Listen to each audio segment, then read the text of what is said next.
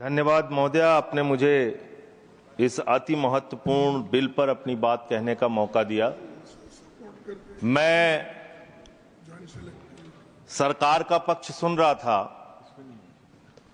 और उनकी चिंताओं को सुन रहा था और इस बिल का मकसद जो उन्होंने बताया वो सुन रहा था। निश्चित रूप से महोदय, भारत की सुरक्षा सर्वोपरि है। राष्ट्र की सुरक्षा से किसी भी प्रकार का कोई समझौता नहीं होना चाहिए। देश के अंदर किसी को भी अवैध तरीके से घुसपैठ करने की इजाजत नहीं होनी चाहिए। देश के अंदर कहीं भी अवैध घुसपैठिया नहीं होना चाहिए। लेकिन पिछले 11 साल से इस देश के अंदर आपकी सरकार है। ज्यादातर राज्यों में डबल इंजन की सरकार है। डबल इंजन की सरकार है। ऊपर भी मोदी जी, नीचे भी मोदी जी, ऊपर भी मोदी जी, नीचे भी योगी जी, ऊपर भी मोदी जी, नीचे भी हेमंत बिस्वा शर्मा जी। चारों तरफ महामानव की सरकार महोदया, महामानव की सरकार। वो तो अवतार भी कहते हैं अपने आप को। और उस अवतार की सरकार में घुसपैठ हो जा रही है। 11 साल से हिंदुस्तान के अगर किसी कोने में अवैध घुसपैठिया है, अवैध रूप से कोई नागरिक रह रहा है, तो उसके लिए सीधे तौर पे भारतीय जनता पार्टी की सरकार और प्रधानमंत्री नरेंद्र मोदी जिम्मेदार है, कोई दूसरा जिम्मेदार नहीं है। बॉर्डर की सुरक्षा महोदया किसके पास है? बॉर्डर की सुरक्षा गृह मंत्रालय के पास है। बीएसएफ लगी हुई है वहां पे। चीन घुसपैठ कर रहा है। हम लोग चिल्लाते हैं, बोलते हैं, आपको उसके बारे में बोलने की फुर्सत नहीं। गलवान घाटी में हमारे 20 जवान शहीद हो गए, लेकिन शर्म आती है उस चीन के साथ आपने अपना व्यापार बढ़ाने का काम किया है, हिंदुस्तान का रुपया उन तक पहुंचाने का काम किया है। देश के बॉर्डर की सुरक्षा आपके जिम्मे है। मैं बड़ा हास्यास्पद तर्क सुन रहा था, बहुत ही हास्यास्पद तर्क। यहां टीएमसी के हमारे मित्र बैठे हुए हैं, कह रहे थे बॉर्डर लगा हुआ है बंगाल के साथ, बॉर्डर लगा हुआ है आसाम के साथ, त्रिपुरा के साथ। उस समय कांग्रेस की सरकार थी, टीएमसी की सरकार थी, फला थी, डिमका थी। आधार कार्ड बन गया। आधार कार्ड बन गया, इसलिए उसी आधार कार्ड ने सब गड़बड़ कर दिया। और उसी आधार कार्ड की वजह से एक बांग्लादेशी घुसपैठिया बंगाल से चला, आसाम से चला, त्रिपुरा से चला, झारखंड पार किया, बिहार पार किया, यूपी पार किया, दिल्ली आ गया। और ये बेचारे देखते रहे, इन्होंने कुछ नहीं किया। और मल्लिकार्जुन खड़गे जी भी बैठे हुए हैं, ये भी राज्य में मंत्री रहे हुए हैं। माननीय लोपी साहब, प्रमोद तिवारी जी भी राज्य में मंत्री रहे हुए हैं। इन दोनों से भी पूछ ले सरकार के लोग, ये भी आपकी मदद कर देंगे। किसी राज्य के अंदर कोई व्यक्ति आ गया तब उस राज्य सरकार की जिम्मेदारी होती है। लेकिन मुझे लगता है आजकल पूरा का पूरा गृह मंत्रालय सुपरमैन की पिक्चर देख रहा है। पूरे भाजपाई सुपरमैन की पिक्चर देख रहे हैं। और कैसे देख रहे हैं? 50 किलोमीटर की सुरक्षा बीएसएफ के पास है। बंगाल में 50 किलोमीटर की सुरक्षा बीएसएफ के पास है। एक बांग्लादेशी खड़ा होता है, उस बॉर्डर पे खड़ा होता है जहां बीएसएफ होती है, जहां गृह मंत्रालय होता है। छलांग लगाता है वो व्यक्ति, 50 किलोमीटर छलांग मार के सीधे ममता जी के पास पहुंच जाता है। कहते ममता जी आधार कार्ड दे दीजिए। ये हो रहा है क्या? 50 किलोमीटर आप नहीं रोक पा रहे हैं। अपनी नाकामी आप नहीं बता रहे हैं। आसाम के अंदर, त्रिपुरा के अंदर, बंगाल के अंदर जो बॉर्डर है वो आपके जिम्मे है। और उसकी सुरक्षा के साथ खिलवाड़ आपने किया है, गृह मंत्रालय ने किया है, भारतीय जनता पार्टी की सरकार ने किया है। आप अपने दोस्त राज्य सरकारों के ऊपर मरते हैं। अरे आधार कार्ड तो तब आदमी मांगेगा जब राज्य की सीमा में घुसेगा। जब 50 किलोमीटर सीमा की सुरक्षा आपके जिम्मे है तो आप क्या कर रहे थे? आपकी सरकार क्या कर रही थी? और वो बांग्लादेशी सुपरमैन है, वो सीधे 50 किलोमीटर फांद के आएगा, सीधे पहुंच जाएगा 50 किलोमीटर के बाद ममता जी के पास, हमें आधार कार्ड दो। ये कैसा तर्क है? ये कैसा तर्क है? और आपने कहा भारत के अंदर कोई भी नागरिक अवैध पासपोर्ट, अवैध वीजा लेके नहीं रह सकता। लेकिन मैं दूसरी बात आपसे पूछना चाहता हूं, इसका मैं समर्थन करता हूं, बिल्कुल नहीं रह सकता। लेकिन जो हिंदुस्तान के डकैत आज विदेशों में बैठ के हमको चिढ़ाने का काम कर रहे हैं, जिन्होंने हमारी बैंकों को लूटा है, जिन्होंने आम आदमी का पैसा लूटा है, वो 20,000 करोड़ की लूट करने वाला नीरव मोदी और मेहुल चौकसी कई वर्षों से हिंदुस्तान छोड़ के बाहर बैठा हुआ है, चिढ़ा रहा है इस देश को। उस डकैत को आप पकड़ के अब तक क्यों नहीं ला पाए? जवाब दीजिए, क्यों नहीं इसका पासपोर्ट जब्त किया आपने?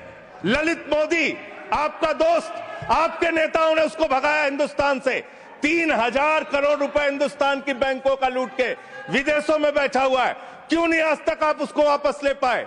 विजय माल्या 9,000 करोड़ रुपए हिंदुस्तान का लूट के, हिंदुस्तान के बैंकों का लूट के, हिंदुस्तान के आम आदमी का पैसा लूट के 9,000 करोड़ रुपए विजय माल्या विदेशों में बैठा हुआ है, आपको चिढ़ाता रहता है। तिहाड़ जेल की विषय पे ही बोल रहा हूं महोदया, विषय पे ही बोल रहा हूं, विषय पे इन्हीं लोगों से सीखा है, इन्हीं लोगों से सीखा है महोदया। वो Vijay Mallya, I am not yielding sir, I am not yielding madam, I am not yielding. मंत्री जी को बोलने तब दिया जाए जब मैं यील्ड कर रहा हूं। आई एम नॉट यील्डिंग मैडम। अगर बिल से बाहर ही बोल रहे हैं तो बिल से बाहर भी सुनने के लिए तैयार रहे। एकदम ठीक है, जब आपका मौका आएगा आप बोलिएगा। महोदया, हम लोगों ने टीवी चैनल पे खबर देखी, विजय माल्या आएगा, तिहाड़ के बैरक में रहेगा, यहां पे उसका रोका जाएगा, यहां उसको सजा दी जाएगी। टीवी चैनल वाले खबर चला रहे थे और ये लोग भी बोल रहे थे विजय माल्या को लाएंगे। 9,000 करोड़ रुपए की लूट करने वाला विजय माल्या आज विदेशों में बैठ के चिढ़ा रहा है। और एक ललित मोदी है, उसने कौन से देश की, संजय रावत जी, मुझे तो नाम में भूल गया, बानुआतू की नागरिकता ले लिया उसने कहा 1 करोड़ रुपए जमा करो, बानुआतू चलो, बानुआतू चला गया। अरे हिंदुस्तान, नितिन संदेशरा 6,000 करोड़ रुपए हिंदुस्तान का लूट के विदेशों में बैठा हुआ है, आपको चिढ़ा रहा है। और महोदया, मैं इस सदन का सम्मानित सदस्य हूं, देश के सर्वोच्च सदन का सदस्य हूं, बड़े दुख और पीड़ा के साथ आपके साथ कह रहा हूं कि इन बेईमानों का, जिन्होंने हिंदुस्तान की जनता के बैंकों में डकैती डालने का काम किया, उनको आज विदेशों में बैठा के मौज करा रहे हैं ये लोग। और मेरा पासपोर्ट जब्त है, मेरा पासपोर्ट जब्त है। क्या मैं हिंदुस्तान का नागरिक नहीं? क्या मैं इस सर्वोच्च सदन का सदस्य नहीं? मैं मेंबर ऑफ पार्लियामेंट हूं, मेरा पासपोर्ट जब्त है। मैं कहना चाहता हूं इनसे, अगर वास्तव में तुम्हारी नीयत साफ है तो आज हिंदुस्तान के अंदर 50 करोड़ से ज्यादा जिन जिन लोगों का बकाया है, सबका पासपोर्ट जब्त करो, कोई हिंदुस्तान छोड़ के भागने ना पाए। सबका पासपोर्ट जब्त कीजिए। आप अनावश्यक बातें करते हैं। 11 साल से आपकी राज्यों में सरकार, 11 साल से आपकी केंद्र में सरकार, और बांग्लादेशी घुसपैठिया आप नंबर नहीं बता पाते कितने भगाए आपने। आज बताइए कितने लोगों को आपने भगाया, कितने बांग्लादेशी घुसपैठियों को आपने हिंदुस्तान से भगाया 11 साल के अंदर। खाली राजनीति करते हैं।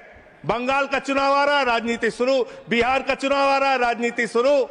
अरे इससे ऊपर भी जाओ। और इन्होंने कितना बड़ा पाप किया वो भी बता रहा हूं, पूरे देश को सुनना चाहिए कितना बड़ा पाप किया इन्होंने। पंजाब के अंदर जो सीमा थी बीएसएफ की देखरेख में, उसको इन्होंने बढ़ा दिया, 50 किलोमीटर तक कर दिया। इसके साथ साथ इन्होंने tycoon profited after India relaxed border security rules for energy park.